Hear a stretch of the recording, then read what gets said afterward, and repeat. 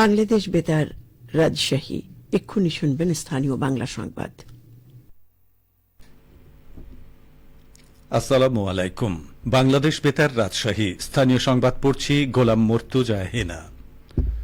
রাজশাহীকে একটি সুন্দর, বাসযোগ্য এবং সম্পূর্ণ দুর্নীতিমুক্ত শহর হিসেবে গড়ে তোলার দৃঢ় প্রত্যয় ব্যক্ত করেছেন রাজশাহী উন্নয়ন কর্তৃপক্ষের নবনিযুক্ত চেয়ারম্যান আবুল কালাম আজাদ সুইট।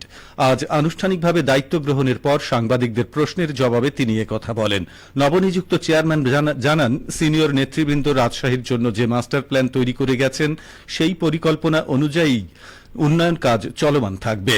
তিনি আরও বলেন, দায়িত্ব গ্রহণের পর নিজের কাজের পরিধি পর্যালোচনা করে সবার সাথে আলোচনার ভিত্তিতে রাজশাহীর সার্বিক উন্নয়ন ত্বরান্বিত করা হবে। এর আগে আনুষ্ঠানিকভাবে নথিতে স্বাক্ষর করে নিজের দায়িত্বভার গ্রহণ করেন আবুল কালাম আজাদ সুইট। পরে তিনি আরডিএ অফিস চত্বরে একটি গাছের চারা রোপণ করেন। বগুড়ায় অর্থনৈতিক শুমারির প্রাথমিক ফলাফল ও বিভিন্ন দিক তুলে ধরতে এক সেমিনার অনুষ্ঠিত হয়েছে। আজ জেলা প্রশাসকের কার্যালয়ে এই সেমিনারের আয়োজন করে জেলা পরিসংখ্যান অফিস। সেমিনারে সভাপতিত্ব করেন বগুড়ার জেলা প্রশাসক মোহাম্মদ তৌফিকুর রহমান। অনুষ্ঠানে বিভিন্ন সরকারি দপ্তরের কর্মকর্তা, ব্যবসায়ী সংগঠনের নেতৃবৃন্দ এবং সংশ্লিষ্ট ব্যক্তিরা অংশ নেন। আলোচনায় বক্তারা বলেন, অর্থনৈতিক শুমারির তথ্য দেশের ব্যবসা, বাণিজ্য, শিল্প, সেবা খাত ও কর্মসংস্থানের বাস্তব চিত্র তুলে ধরতে গুরুত্বপূর্ণ ভূমিকা রাখবে। এসব তথ্য ভবিষ্যৎ উন্নয়ন পরিকল্পনা প্রণয়ন এবং নীতি নির্ধারণে সহায়ক হবে। সেমিনারে অংশগ্রহণকারীরা শুমারির তথ্যের যথাযথ ব্যবহার নিশ্চিত করার পাশাপাশি জেলার অর্থনৈতিক কার্যক্রম আরও গতিশীল করতে বিভিন্ন মতামত ও সুপারিশ তুলে ধরেন। নাটোরে গরিব ও অসহায় মানুষের মাঝে সরকারি জাকাত তহবিলের চেক বিতরণ করা হয়েছে। আজ দুপুরে জেলা প্রশাসকের সম্মেলন কক্ষে এসব চেক হস্তান্তর করেন জেলা প্রশাসক আসমা শাহিন। অনুষ্ঠানে জেলা প্রশাসক বলেন, বিত্তবানদের উচিত সরকারি জাকাত তহবিলে জাকাত প্রদান করা। এই তহবিলের অর্থ কর্মসংস্থানের সুযোগ তৈরিতে ব্যবহার করা হয়, ফলে হতদরিদ্র ব্যক্তিরা উপকৃত হন। জেলা প্রশাসকের সভাপতিত্বে অনুষ্ঠানে বক্তব্য রাখেন অতিরিক্ত জেলা প্রশাসক সার্বিক মোহাম্মদ আবুল হায়াত এবং অনুষ্ঠানে ইসলামিক ফাউন্ডেশন নাটোর জেলা কার্যালয়ের উপপরিচালক মোহাম্মদ রিয়াজুল ইসলাম। ইসলামিক ফাউন্ডেশনের উপপরিচালক জানান, ৩৯ জন ব্যক্তিকে ৩,৩৩,০০০ টাকার জাকাত প্রদান করা হয়েছে। নওগাঁয় বিশ্ব তামাকমুক্ত দিবস ২০২৬ উপলক্ষে বর্ণাঢ্য র্যালি ও আলোচনা সভা অনুষ্ঠিত হয়েছে।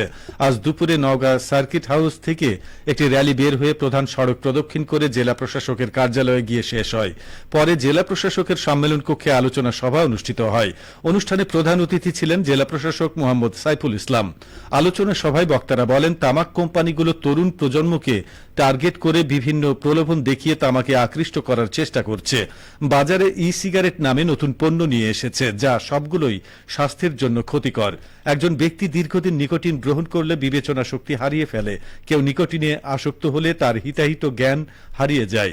সামাজিক সচেতনতার অভাবেই সমাজে তামাক ছড়িয়ে পড়ছে।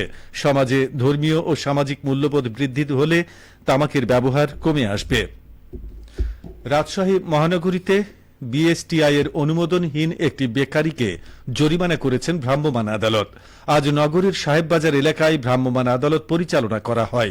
এতে বিএসটিআই এর গুণগত মান সনদ গ্রহণ ছাড়াই বিস্কুট, পাউরুটি ও কেক উৎপাদন এবং বিক্রি এবং উৎপাদনের তারিখ, মেয়াদ উত্তীর্ণের তারিখ, ওজন সহ বিভিন্ন প্রয়োজনীয় তথ্যাদি না থাকায় pure life food bakery and pastry প্রতিষ্ঠানটিকে ১২,০০০ টাকা জরিমানা করা হয়।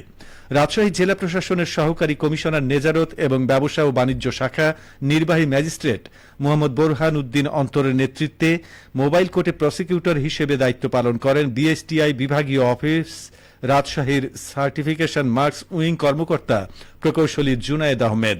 এ সময় রাজশাহী মেট্রোপলিটন পুলিশের সদস্যবৃন্দ উপস্থিত ছিলেন।